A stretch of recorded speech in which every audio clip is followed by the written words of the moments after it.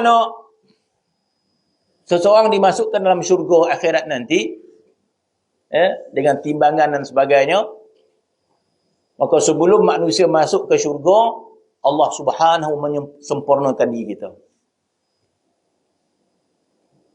Tuhan sempurnakan diri kita.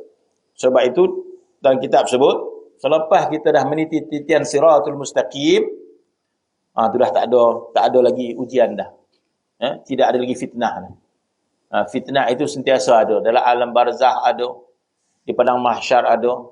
Yang terakhir, meniti titian siratul mustaqim. Bila terlepas meniti titian siratul mustaqim, maka tak ada lagi ujian dah. Tinggal nak berjalan je ke pintu syurga. Allah Ta'ala menyebut, وَمَنْ زُحْزِهَا عَنِ النَّارِ وَأُدْخِلَ الْجَنَّةَ فَقَدْ فَازَ. Allah Ta'ala mengatakan, وَمَنْ زُحْزِهَا عَنِ النَّارِ, barang siapa selamat daripada api neraka. Masa bilakah kita benar-benar selamat api neraka? Bila kita dah menyeberang api neraka tu. وَمَنْ زُحْزِهَا عَنِ النَّارِ, barang siapa terselamat api neraka, وَأُدْخِلَ الْجَنَّةَ, dan masuk syurga, فَقَدْ فَازَ. Maka inilah kejayaan. Jadi manusia dah meniti yang mustaqim, tunggu nak bergerak dalam syurga sahaja. Maka dalam kitab menyatakan kita terpasuk mengharung 2 batang sungai ataupun sebatang sungai. Sebatang sungai ataupun 2 batang sungai. Yang mana disebut sungai yang pertama, kita menyelam keluar-keluar ada handsome lah. Mana kita meninggal dunia umur 70 tahun, umur 80 tahun, tua. Tapi bila dah masuk syurga, kita kembali muda. Maka dikatakan usia kita dalam syurga itu dalam 30 tahun disebut. 30 tahun, umur 30 tahun. Muda benar pun tidak, tua benar pun tak. Maka kemudian sebatang sungai lagi, kita minum air dia. Minum air sungai itu. Bila minum air sungai tersebut, maka dada kita dipenuhi dengan cinta. Dada kita dipenuhi dengan cinta. Maka Allah Ta'ala sebut dalam Quran, وَنَزَعْنَا مَا فِي سُدُورِهِمْ مِنْ غِلٍّ إِخْوَانًا. Ayat itu ditujukan kepada kita di akhirat nanti. Bila kita nak, sebelum masuk syurga, kita minum air itu, keluar semua kekotoran batin kita. Kekotoran batin kita keluar semua. Jadi kekotoran batin ni boleh juga kita keluarkan ke dunia ni. Minum air zam-zam. Kan minum air zam, Nabi kata, Ma'u zamzam lima syuribalah. Ma'u zamzam lima syuribalahu. Air zam-zam itu ikut niat kita minum. Nabi SAW hati dia dibasuh dengan siapa? Dengan air zam-zam. Sebab itu ulama kata air zam-zam adalah air yang paling terbaik. Lebih mulia daripada telaga Kausar. Air zam-zam tu lebih mulia telaga Kausar. Air zam-zam ni ulama letakkan air yang nombor 2 afdal. Air syurga bawah. Telaga Kausar duduk bawah.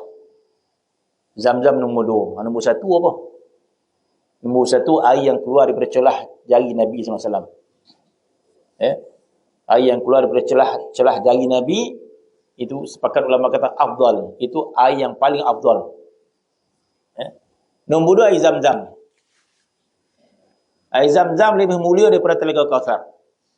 Hujah dia apa? Hujah dia, kalaulah air syurga itu lebih mulia, nescaya Tuhan bawa air syurga itu untuk membasuh hati Nabi SAW. Kan Nabi ni ada dibelah, ada kata 3 kali, ada kata 4 kali dibelah. Setiap kali Nabi dada dibelah, dibasuh dengan air apa? Dibasuh dengan air zam-zam. Maka ulama mengatakan, kalau telaga Kausar itu lebih mulia, nescaya akan dibawa air Kausar itu. Sebagaimana Allah Ta'ala boleh bawa burak daripada syurga. Boleh bawa. Burak yang liar-liar tu boleh bawa. Sekadar air. Mana nak mengelupu air tu pula.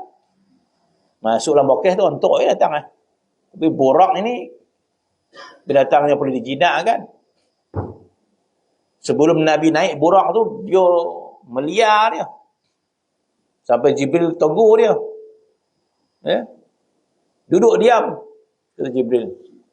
Ni yang nak naik ni kau tahu tak siapa ni? Oh dah malu, budak malu. Berpuluh-puluh dah. Dari dia tangkas kan. Dia tangkas ni nak melampau-lampau ya, macam budak lah, melonceng-lonceng dia jenis. Kalau atuk dia untuk pinggang dah longgar untuk ya.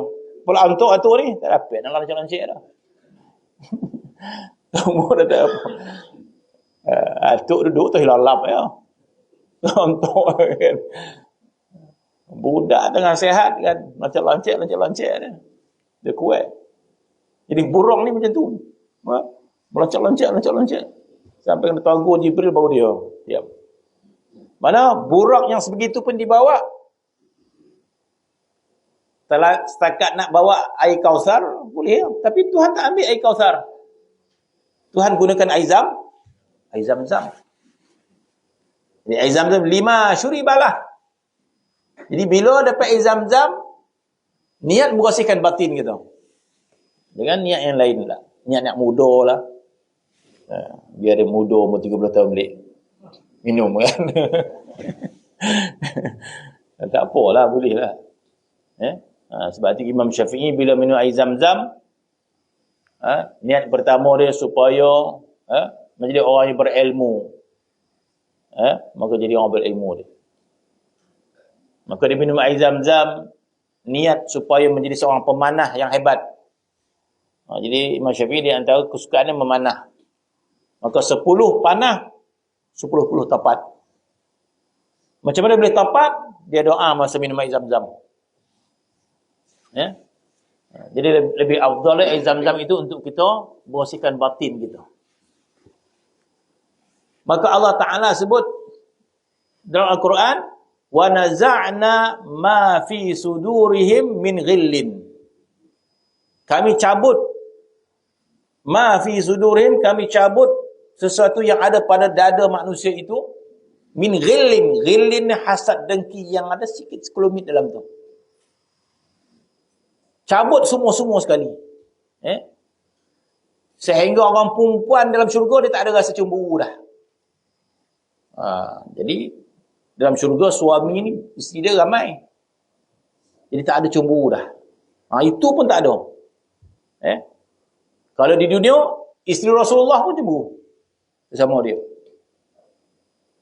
Maka dalam syurga tidak ada lagi cemburu itu. Wa naza'na ma fi sudurihim. Allah Taala kata, kami dah cabut segala benda yang tidak puas hati, ikhwana, mereka jadi saudara. Alangkah hebatnya manusia kalau dia sendiri mencabut sesuatu yang kotor di dunia ini dengan dia sendiri. So, itu hebat.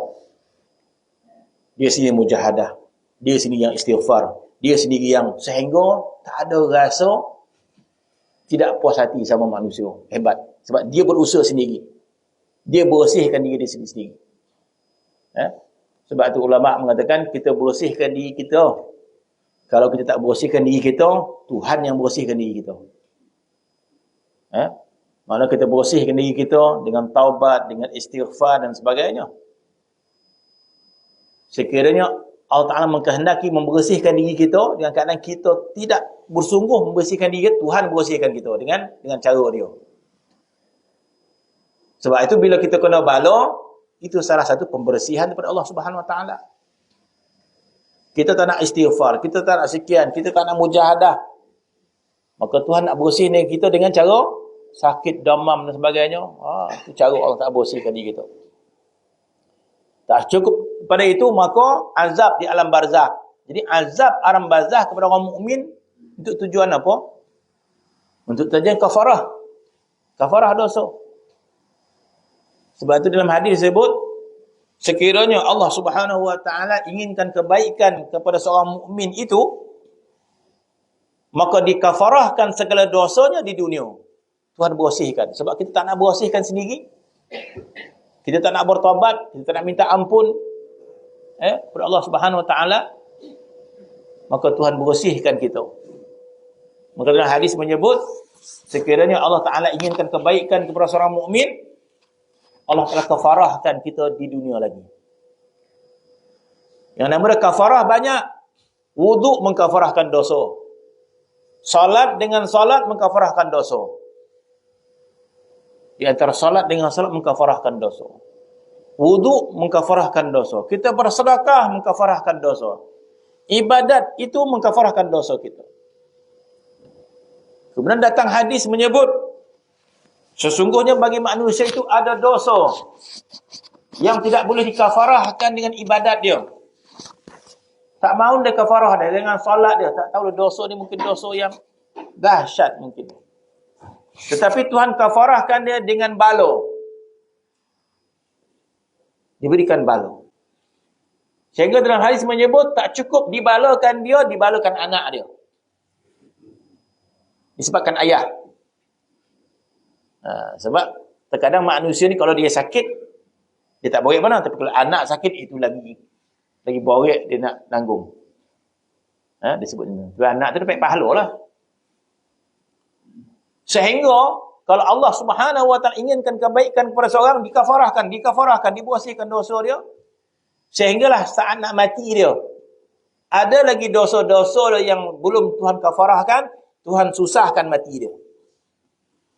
Tuhan borekkan sakaratul maut dia. Jadi bila orang susah nak mati, jangan buruk sangka. Allah Ta'ala beri kebaikan. Itu hadis macam tu.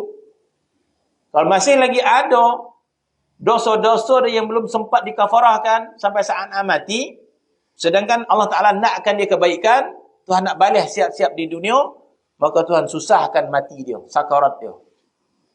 Sehingga bila dia meninggal dunia, dah bersih. Maka di alam barzah, nikmat semata-mata.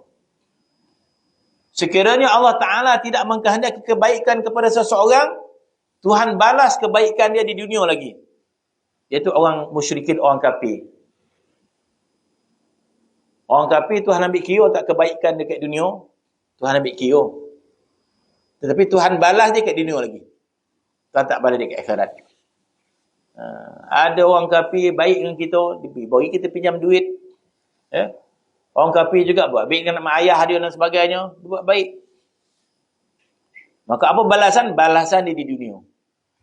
Mungkin Tuhan murahkan rezeki dia, Tuhan bagi dia sihat dan sebagainya, supaya dia tidak boleh pertikai di akhirat nanti. Ya Allah, aku buat kebaikan, Tuhan kata aku dah balas siap dah. Maka hadis mengatakan sekiranya Allah Ta'ala tidak menginginkan kebaikan kepada seseorang, Tuhan balas kebaikan dia di dunia.